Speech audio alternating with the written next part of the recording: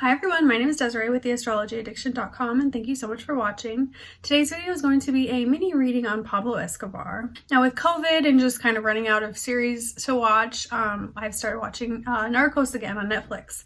And I always find it fascinating people like him or serial killers or just like leaders that have like a real aggressive kind of like psycho legacy in a way, like someone who is known for the real harm that they caused and the impression they left on the world. So I do practice traditional astrology, and my goal is to help people find purpose and understanding through the cosmos. So if you are interested in booking a reading with me, my link is below. Now, Pablo Escobar, his chart, he is a Aries Moon, Pisces Rising with 4-degree rising sign. His Mars and Saturn are conjunct in Virgo. His Sun is conjunct the midheaven in Sagittarius with Mercury in Chiron. He also has a Capricorn Venus and Jupiter in Aquarius. So there's a lot of things that are happening here, a lot of things going on. The first thing I do see is that, that Mars conjunct Saturn in the 7th house. Mars is the most malefic planet in the chart because he has a day chart. So being conjunct to another malefic, Saturn, really makes someone overly maybe aggressive, especially in their relationships with people and business partnerships, which are of the 7th house. Can be someone who really needs to have control over everything. Virgo Mars people tend to be somewhat control freaks, somewhat particular, especially conjunct Saturn. There is a very rigidness to him and to his real need to like have the final say, make the rules, set his own boundaries within his life and his relationships. And, definitely brings like a fiery dictatorship type of aggression to this person. Also shows, someone who can have trouble in relationships, especially intimate relationships, marriage partnerships.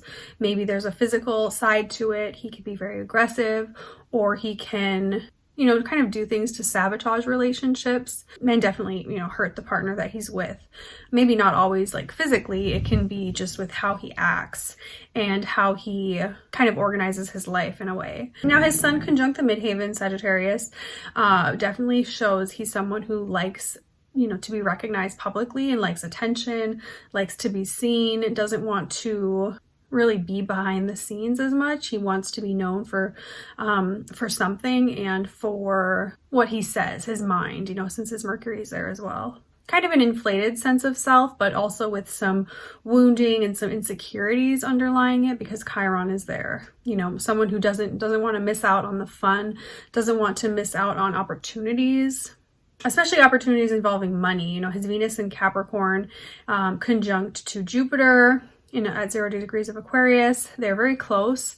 Venus and Capricorn people have an intense tie to finances, resources, having nice things, having their life look a certain way, and definitely can be a bit harsh as well with like their money making decisions. They see things how they see them, and they don't really have much flexibility there with new ideas that other people have. They want to kind of stick to what they know that works. And especially since Venus is conjunct that Jupiter, it's really a indulgence, like overly feeling a need, like a very strong need to have abundance in his life and have lots of money, lots of assets, lots of power. Capricorn Venus, wanting to be, in power, have the control.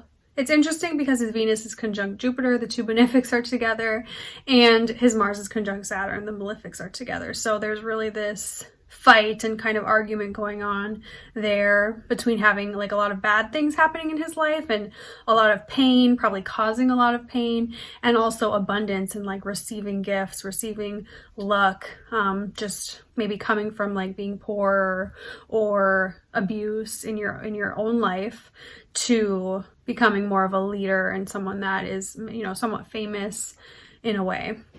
He has that Pisces rising, so Jupiter is his ruling planet, which is the most benefic planet in his chart, and that's in the 12th house as well, so definitely shows a tie to addiction or drugs or things that are hidden being a very important piece to his life and to his success. He also has his moon square to Venus from Aries to Capricorn exactly at 25 degrees.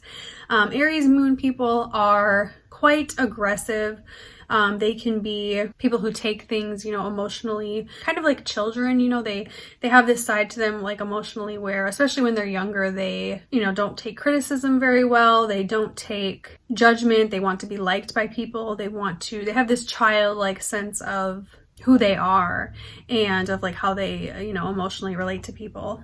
But as they get older, they really realize, you know, that childlike hope and innocence maybe that they had isn't really reality. And so there's some tension there, and it can come out in aggression, anger, violence, you know, very impulsive type of people with the Aries moon. It's ruled by Mars. So obviously a fire sign moon is going to be someone who's very intensely passionate, very independent, and also somewhat, you know, self-centered. They really look at themselves as like the star of the show in life. Now with the square to Venus, that's important because there's a disagreement between his wants and his needs. He wants a lot of that Venusian power, control, money, you know, stability, wanting to be a leader, wanting to be on top. That Venus is in the 11th house of networking, groups, and friends. So he wants to, you know, have this real control about his life, and it's definitely in disagreement with his real emotional needs. Like his emotional needs are more related to like instant satisfaction, having fun, passionate things, romance, you know, definitely someone who kind of fights in his head between wanting more, you know, wanting more women, wanting more money, wanting more sex and violence and just everything, like wanting more of it, but then also, you know, maybe being really harsh on himself and kind of at the end of the day going back to his wife for comfort or for this emotional support that, you know, the world and these other things aren't really giving him. The North Node's also in Aries, so it definitely shows that he kind of has this emotional hunger that maybe is like never satisfied by the amount of things or people or money or, you know, sex that he has. South Node's in Libra, so that can be, you know, really regressing and going to resources, materialistic things, you know, social recognition for your sense of self-worth, while that's really not what's, you know, going to make someone actually happy, what's going to make this person happy.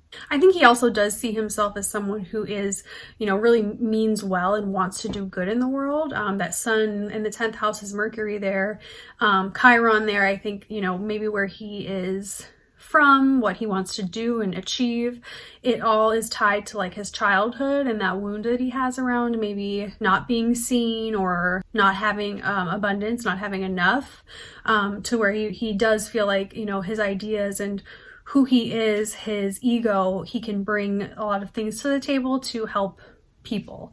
But, you know, within that there is a lot of, you know, violence and disagreement between that Sagittarius pocket stellium he has to his Mars and Saturn in Virgo, where he has this like need to control himself and to control other people that is so strong, and, you know, and ends up being more self-destructive, I think, than constructive in his personal relationships especially, and with his public image. So I hope you guys enjoyed this quick reading for Pablo Escobar. It was definitely fun to take a look at his chart and dive into it. But let me know your feedback and questions below, and if you would like to book a reading, my link is in the description box. Have a great day. Bye.